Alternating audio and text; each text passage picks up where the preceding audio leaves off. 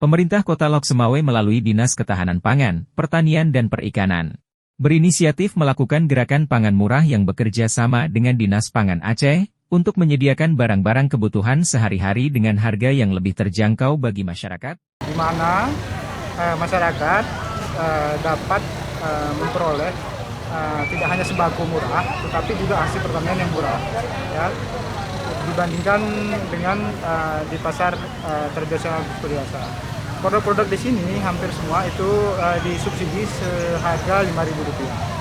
Tujuan dari gerakan pangan murah ini adalah untuk membantu meringankan beban biaya hidup bagi masyarakat yang menghadapi kesulitan ekonomi.